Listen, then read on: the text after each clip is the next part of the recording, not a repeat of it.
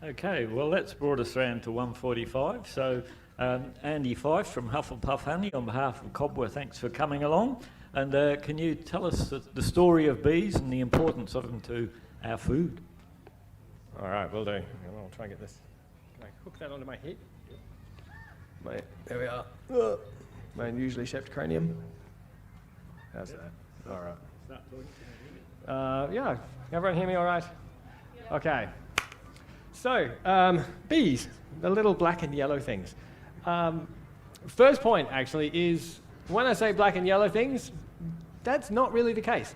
If bees took a vote and decided on what colour they would be, black and yellow would not win. There's about 20,000 species of bee in the world. Most of them aren't black and yellow.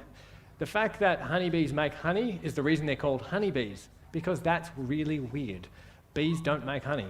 Only a few do, and they're the ones we always talk about. So we have mason bees that make burrows in the dirt. We have leafcutter bees, we have carpenter bees, we have sweat bees, which, as the name suggests, like sweat, which is kind of weird. They live in all sorts of different climates. In fact, bees as a group, multiple different genera, and a few different families, have occupied every single environment on Earth that insects can live in. They live on every continent except Antarctica, like everything that's not a seal or a penguin. And they actually have their evolutionary history going right back to the Cretaceous. So 2 years ago, my talk at the Apple Festival was titled From Ankylosaurs to Avocados, because when bees began, there were still ankylosaurs and dinosaurs roaming around, and now they spend their springs in avocado orchards. So that's a bit of a fall from grace. I'd rather have the dinosaurs, but nonetheless. So I just got some notes I thought I should actually prepare. Worldwide, some statistics for you. Bees account for about $400 billion of agricultural produce. So to give you an idea, if bees became incorporated worldwide, they would be bigger than the top 10 agricultural companies in the world combined. So that's pretty massive. About a third of food eaten by people is directly pollinated by bees. So if you imagine bees didn't exist, we've lost a third of our food. Most fruits and vegetables, clover as a pasture crop for cattle is also bee pollinated. Their little insect feet have a footprint on a terrifyingly large amount of things.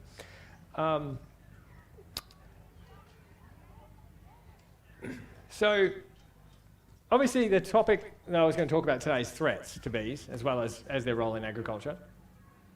So let's briefly their role. Some crops, for instance avocados, are 100% bee pollinated. Other crops, it stretches down to plums are about 30%. So depending on your favourite fruit, without bees, you'll either get some of it or get none of it. But whatever you get is going to be much more expensive. So if you have, say, a beautiful permaculture garden or two on your farm, and you don't employ a beekeeper like myself to park their bees in your paddocks at exorbitant rates every year, you're getting free pollination services from wild bees all around you, and lacewings and wasps and hoverflies and everything else. So if you imagine all of a sudden we don't have bees tomorrow, and I'll talk a little bit about why that could happen or how that could happen hypothetically, you lose all that pollination. So that means you need to employ someone to pollinate. I make, as a beekeeper, and most of my colleagues are about the same, probably half my annual income comes from farmers hiring my bees for pollination, mostly avocado, because they're so dependent on that. So if every price point of every fruit and vegetable in the supermarket went up by 30% tomorrow, or at Farmgate by 30%, for a lot of us we think, oh wow, that's expensive.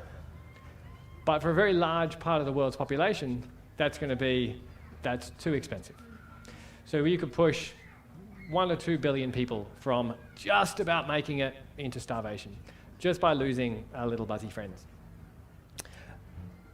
One cool fact, actually, I want to share with you. The biggest bee in the world was thought to be extinct for about 70 years. It lives in Indonesia. It's named Wallace's giant bee, named after Alfred Wallace, who, along with Darwin, was one of the first scientists to establish survival of the fittest and evolution. It's about as big as my thumb. So imagine having a bee buzzing around your head that big. Now, it doesn't live in a hive. It's a solitary bee. It's a carpenter bee, so it likes to make its nest in trees. It doesn't have a sting. It's kind of boring. It doesn't have stripes, but it is a bee, and that's cool. The smallest bee is about 2 or 3 millimeters long and looks nothing like a giant bee. So like I say, they are a wonderfully diverse group of animals. Now, that's awesome. There's so many bees. Everything's great. They feed us. We don't have to pay them. Life's good. Woohoo! What could go wrong? Well, if you were here just before listening to the previous talk, you would have heard issues surrounding monoculture in agriculture, and that's a huge problem for bees. Any monoculture crop, pretty much everything in that monoculture is struggling, even the crop that looks like it's growing well. So monoculture agriculture is a big problem, and this is why avocado farmers pay me. They have nowhere else for pollinators to live. There's avocado trees that flower for a few days, and they need pollinators there. There's no reason for bees to be in the orchard because there is no feed. So they have to hire the bees in. Climate change is another big issue worldwide. Most bees still live in the wild. So climate change and habitat loss are a big problem. So if we look at just our own little corner of the world, I mean, we're lucky in Donnybrook, there is still some bush nearby. But most of our native bush has been cleared. We still do have a lot of native bees around. One of the coolest is a little black and blue banded bee. You will have seen it. What's really neat about those bees, and they're just like heavy metal bees, they do what's called buzz pollination. So a European bee goes to a flower, delicately picks up the pollen, sticks it onto its back legs and flies home and says, "Aren't I good, girls? Look what I found." A blue-banded bee just grabs the flower and just shakes the world, which I just love. Just go hard. It covers itself in pollen and it goes off and does it to another flower. It has no intention of pollinating the flowers, understand. It just wants the pollen to come home and feed its brood. And you know what? I can't be bothered carrying it. Just put it on my face. But it's really hard to hang on to a flower, shake the heavens out of it, and not smash your face into it again. So when it lands on the second flower, with it's just covered in pollen, just poof! Congratulations, you just pollinated. They're actually really effective at pollinating tomatoes. Just in case you were wondering. But I love them. They're really beautiful. We have a couple of trees in our garden at home that, despite the fact I have well over 1 million European bees on our farm, we never see the little black and yellow Europeans there. We always see these little blue-banded bees because you have to ask my wife what species of tree it is. But it's native. It's endemic to the southwest. So it's a natural food tree for the blue-banded bees. Also, that tree has evolved to be buzz-pollinated, so it attracts the blue-banded bees. It doesn't want these delicate Europeans that come in with their all fancy pollen collection. It's like, no, just shake it. So I just think they're awesome. Obviously, another big issue for bees and insects in general is insecticide. Insecticide has one purpose, killing insects. It will not surprise you to know, bees are insects, they get killed by insecticides. So indiscriminate spraying is a problem. I work with a lot of farmers, both organic and what you would call conventional, for want of a better word. The big thing for those guys, they spray, they have their own pest control regimes, they do what they do. I'm not going to tell them what they should do or what they shouldn't do. But I do say when my bees are in the orchard, there's no spraying. And we do have basically a quarantine period. So you don't spray the orchard for a few weeks before the bees come. The bees come in, and then they say, they've had a breakout of whatever they need to spray. Then I take the bees away. Not spraying when there's flowers is important because the bees will be there. So if I was going to name the biggest threats, definitely climate change and habitat loss are massive. Insecticides worldwide, the EU has banned neonicotide insecticides broadly, but a couple of countries said, you know what, we like them, but definitely minimising exposure to chemicals is a huge thing because they are very sensitive little creatures. One of the strange things about the way neonicotinoids, which is a particular class of insecticides that's related to nicotine, work, is we believe it actually confuses the bees' GPS, if you like. Bees have an amazing visual memory. They'll remember everything within 3 kilometres of their hive, which equates to something like 27 square kilometres. Every landmark, I was just talking to a lady who was interested in moving bees and said, well, a really good question. When I move them, how do I know they'll come back here? And that's a perfectly sensible question because I've just moved the hive from Perth to here. How will they know? What's amazing and really fun, if you move a beehive during the day when the bees are out and just move it from there to here, the bees will come back here. And they'll just fly in circles and say, where did we park the hive?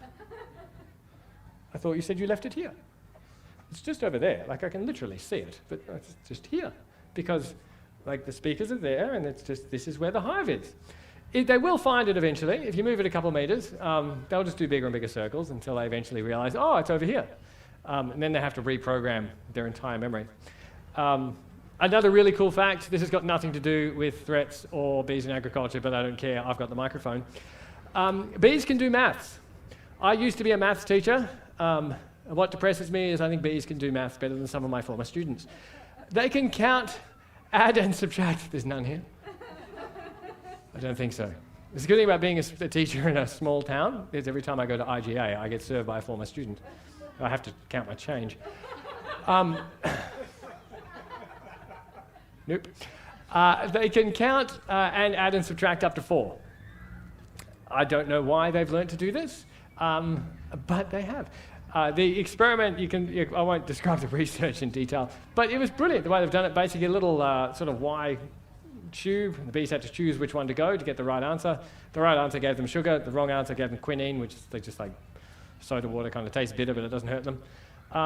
And with about 80% pass rate, they can do arithmetic up to 4, which doesn't strike me as a particularly useful skill for an insect, but hey, go for it.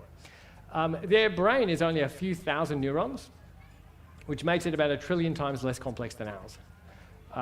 And yet they can still do arithmetic up to 4, which I think is just amazing. Probably the last threat that I kind of have to say, yep, that one's on me. Genetics is a big thing. Anyone who has livestock or plants and is a breeder knows that managing your gene pool is critical. Over 200 years or so, as bees have been bred for beekeepers and for agriculture, obviously I want my bees to not attack me when I walk anywhere near the hives. Domestic bees are bred to be quite placid, quite docile. There's a few really good bloodlines we breed from. In Australia, we have mainly 2, we call them races of bees, but 2 kind of breeds of bees. We have the slightly darker ones, which are Spanish, and the really bright yellow ones, which are Italians. Obviously, they're both Mediterranean, that's where they come from. The golden Italians are the real kind of primo Formula One car bees. They just fire hose honey into the hive when the flowers are out. They're amazing, but being Formula One cars, unless you can get completely clean, pure, high-octane fuel, they kind of don't run. They're a bit delicate. The Spanish. Yeah. So typically the wild hives that you see, which are European bees, are a bit darker because they've got more of the Spanish blood in them because they're up for the fight. The best bees I found are a crossbreed. They're a bit more robust. But we only have 2 breeds. They've been bred largely on rot nest for generation after generation. The gene pool has got really, really narrow. So my family came from Ireland in the mid-19th century, like most families who left Ireland in the mid-19th century. It's a very poor taste joke, but my family's Irish, I'm allowed to say it. So how many potatoes does it take to kill an Irishman? The Irish potato famine happened then, which is why my family left Ireland. Why did that happen? Why does that have anything to do with bees? It doesn't really. There were only 6 varieties of potatoes grown in Ireland at the time. There are 2,000 varieties of potatoes in the world. I love potatoes. Unfortunately, the 6 varieties of potato grown in Ireland were all affected by late blight, which is one disease, one viral bacterial disease. Anyway, a disease. Wiped out all the potato crops because there was so few. The genetics was so limited. Famine, everyone has to leave Ireland. So how does that relate to bees? Bees are about this big, you put them in the ground. No. We have such a small gene pool of bees that the potential for disease to decimate European honeybees is massive. What we see in America and Europe, there's a disorder known as colony collapse disorder. We don't know what causes it. We do know what happens from it, which is the hives die. From 1988 to 2015, the number of commercially kept beehives in America dropped by half. So if you're relying on commercial bees to pollinate your crop, I just lost my battery, you've lost half your bees.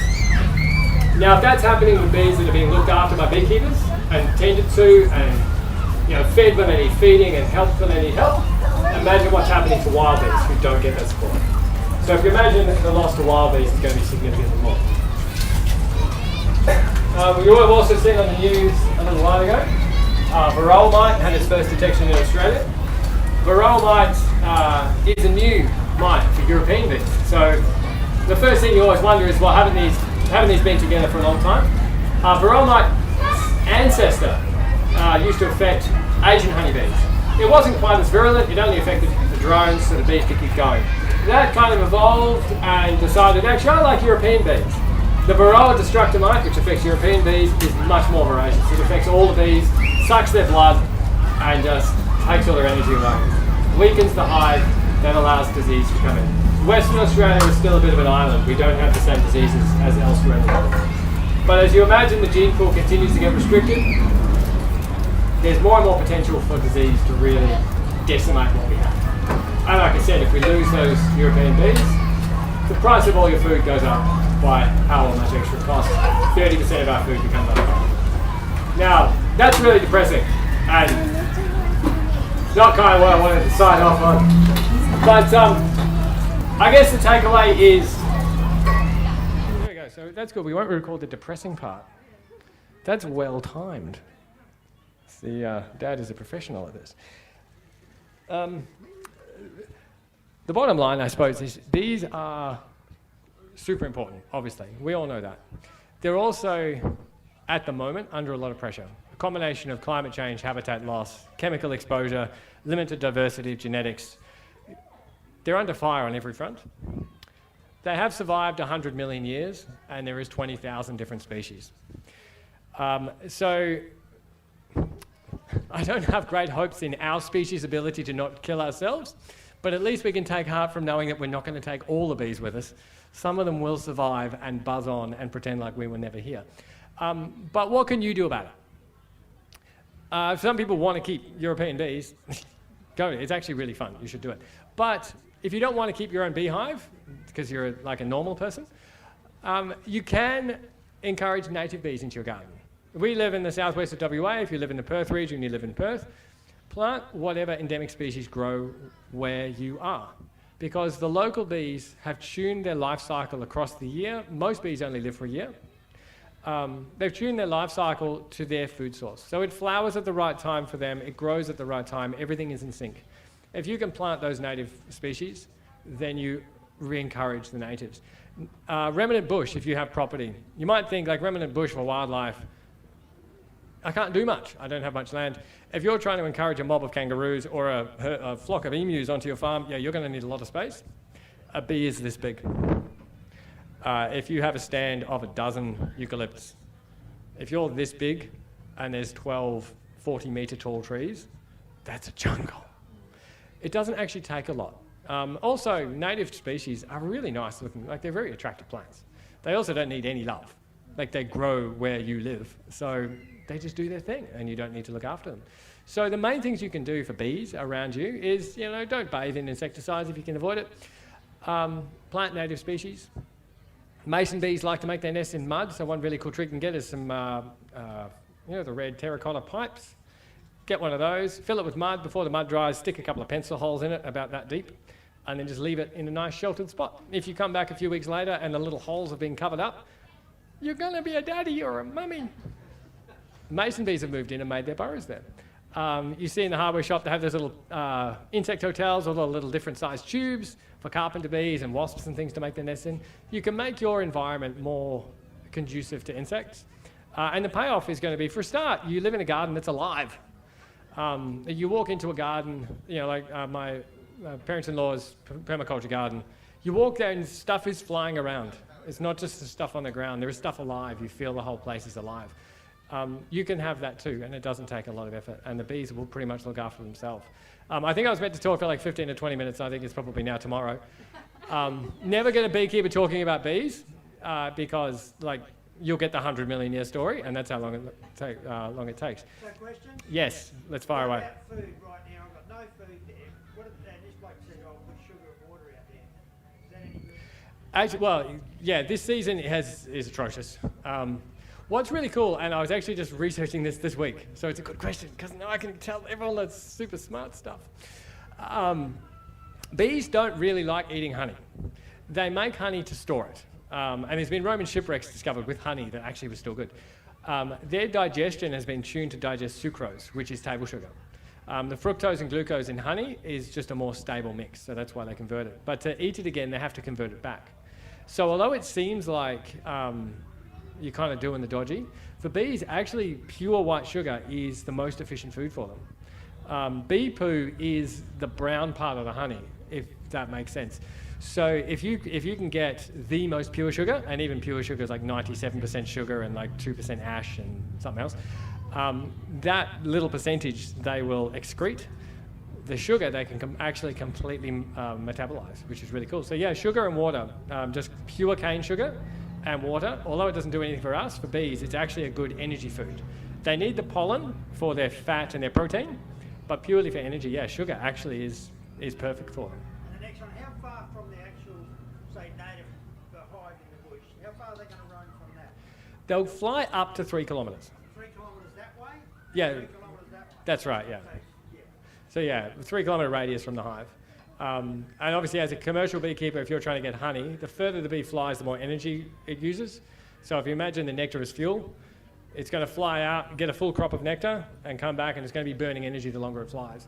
So if its flowers are 3 k's away, it'll get something back to the hive, but this is why beekeepers move their bees. If I move my bees right near the trees and it's just flying up there, it's going to get more back because it's flying less. But yeah, up to 3 k's is Have the... you got a secret to encourage wild bees to come and nest in my hive that I've got there, sitting there waiting? Bed, everything in? If I did, I'd patent it. I have a few catching boxes put out for the same reason. If it smells waxy and bee-ish, they're more likely to take it. So they would take it if Yeah, they do. I've caught a couple that way. Like at our place, we just put the old gear out, just sitting there in case the swarm goes, it might come back. And I've had a couple that think, oh, hang on, this is nice. It's nice and dark and dry. I bang a couple of old frames in there. But yeah, it's sort of like bee lottery. If you win first division, yes. Otherwise, you get nothing every week. And just one other question. Yeah, mate. From starving, like I did catch a swarm a while back and I put in but they all died. So how long can they go without food? Nothing at all. Like when they've swarmed, they actually, before they leave, they load up because they know when they arrive they're going to have nothing. So if they haven't found anything within a week, they're really going to fall pretty quick. They're going to look fine and then just hit a wall and everyone falls off together because they share all their food. Typically, like this year, again, it's been a horrible year. I've had a couple of swarms that people have asked me to come out and catch. Most of them won't survive because there's just nothing out. I'm feeding all my hives. I have been all year. So we're basically living off the honey that we've stored from previous years, just like the bees. Last one other thing. Yeah, far away. If you've got a stack of hives, how are you stopping this hive here from going over and raiding that hive there? That is a problem. It's called robbing. Bees do it. The main thing is if a hive... Bees, like I say, they don't like honey. Honey's hard to move. It's really thick. It needs to be mixed with water. Nectar, they can just slurp up and carry. So they'll always take nectar if they can find it. So it actually is a... It's kind of like the bees have a meeting and decide, right, that's it. From now on, we're robbing. And then they switch. So once that behaviour starts, it's really hard to stop. The way to stop it starting is don't let them get too hungry. So as a beekeeper, you feed early so that there's nectar or it simulates nectar coming in. And then it never kind of triggers in their head that this is really bad, we need to go and get someone else's. The other thing is always, like I say to most people, the solution for most problems with bees is more bees. So if a hive is weak, I mean, it's like, it's the schoolyard rules. The little weak kid comes with $20 of lunch money. He's not going to get to recess and still have $20. Whereas the big captain of the footy team walks in there with no lunch money. He's probably got the little kid's lunch money now by recess. Bees are the same. So if you've got a really, really weak hive and you've got a hive with a full entrance and it's like, yeah, just come on in and steal our stuff. So if you've got a weak hive, you close the entrance down to the width of a bee and then it doesn't take 100 bees to guard the hive. There's one bee standing in the door saying, what do you want? No. And they can't get past because like the entrance is that big. So that's closing the entrances down. Over winter, I do that with all my hives anyway. Close them right down because you know the hives are going to be weak. Wax moth can get in, like all sorts of annoyances can get in. Close the entrance right down. They can guard the entrance really easily. Stops too much cold air getting in, and that's really the trick. Try and keep them strong and close the entrances when you need to. If you have a hive that started being robbed, bees are incredibly smart and at the same time incredibly dumb. If you put a sheet of fly wire in front of the hive, smell gets out so the robbers can smell the hive and try and get in and can't get through the fly screen. The bees that live inside the hive say, oh, someone's put a fly screen in front of the door. I guess I'll go out the side. And they just go out the side. So the house bees come in the side around the edges of the fly screen. The robbers try and come straight down the middle. And after 2 or 3 days, the robbers give up because there's some mystery force field in there and they just can't get past. They're brilliant. I love them. Good on you, Andy. Thanks very much. And Andy Five from Hufflepuff Honey.